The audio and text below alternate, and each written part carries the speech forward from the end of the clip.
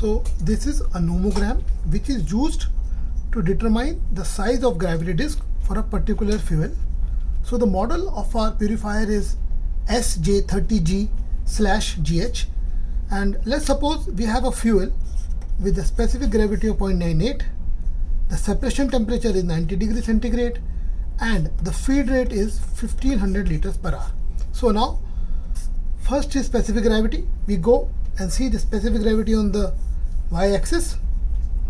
We have this 9, 5, 6, 7, 8. We have this 0.98, and we have this falling graph for this particular specific gravity. Yeah? And separation temperature is here on x-axis. We have 90 degrees centigrade. So from this point of 90 degrees centigrade, I make an upwards line which is intersecting with this falling graph. You can see here at this point. From this point, I make a straight line to the y-axis and it intersects at this point. Now we see the feed rate, which is 1500, and it is shown on this axis. We have this 1500. We make a line from here to this point. As we can see that this line which we have just made is intersecting with this diameter of gravity disk at this point, between this and this, which tells us that the gravity disk which we'll be using will be 68.5 mm. This is the appropriate size of gravity disk for this fuel, so that we have an ideal interface.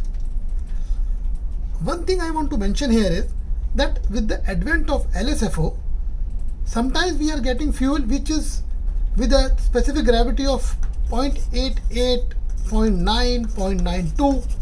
In such cases, if we have, let's say, 0.9, and here is the graph, falling graph is here, we do not have any indication for a gravity disk to use if we have this specific gravities. In that case, we have a separate nomogram which is to be used in case the specific gravity is less. I will show you that also.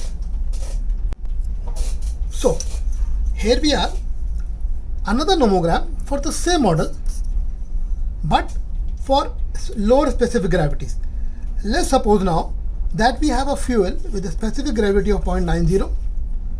The separating temperature is, let's say, 70 degrees centigrade, and the feed rate is 2000 liters per hour. Now again, 0.90 specific gravity, this is the point, and this is the falling graph. Separation temperature 70 degree, so we go or 70 degree here, and we make a straight line. The point at which this straight line intersects with this graph, which is here, I draw a straight line towards this y-axis, and now this time the feed rate is 2000 liters. So from this point I draw a line to this point, intersection. So now the line which I have drawn is intersecting the area where it is mentioned that the gravity disk to be used is 82 mm. So for this particular fuel and these particular parameters, the gravity disk used will be 82. Please note that for this particular fuel, if I reduce the feed rate to, let's say, 1500, it will be here, and then if I use, it is cutting 86. So it is very, here it is touch and go. It is just cutting 86, and for 2000 it is just into 82. So please make an informed decision. Please, in such cases, please check and make sure that there is no leakage on the purifier. Please, you might have to make a few permutation combinations here, but please keep a close check on the feed rate. Or in that case, I would suggest let's go a little higher, 2200, so that we are more clear of this and we are perfectly in this 82 range. Yeah.